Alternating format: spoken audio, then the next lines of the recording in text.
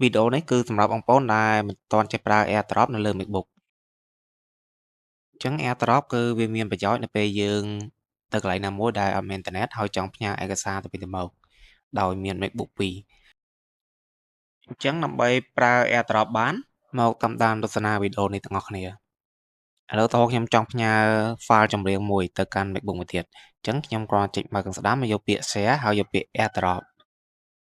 ហើយយើងទៅមើលកុំព្យូទ័រម្ខាងទៀតដោយយើងបើក Finder ហើយយើងយកពាក្យ AirDrop គឺ AirDrop នៅខាងលើអញ្ចឹងយើងយកពាក្យ AirDrop ហើយបន្តទៀតយើងបើក Bluetooth ហើយម្ខាងទៀតក៏យើងត្រូវបើក Bluetooth ដូចគ្នាដើម្បីឲ្យវាចាប់បានស្គាល់គ្នាបន្តមកទៀតMacBook ដែលទទួលយើងត្រូវដាក់ everyone បើយើងដាក់ no one មានថា MacBook ម្ខាងទៀតរកអត់ឃើញទេអញ្ចឹងបន្ទាប់ពីយើងបើកeveryone ហើយគឺយើងអាចស្វែងរកបានឃើញហើយអញ្ចឹងនោះគឺឈ្មោះ MacBook ម្ខាងទៀតអញ្ចឹងដើម្បីផ្ញើបានយើងគ្រាន់តែចុចលើឈ្មោះ AirDrop MacBook ម្ខាងទៀតវានឹងផ្ញើទៅកាន់ MacBook ដែលទទួលហើយអញ្ចឹងយើងអាចចុច accept ដើម្បីទទួលវា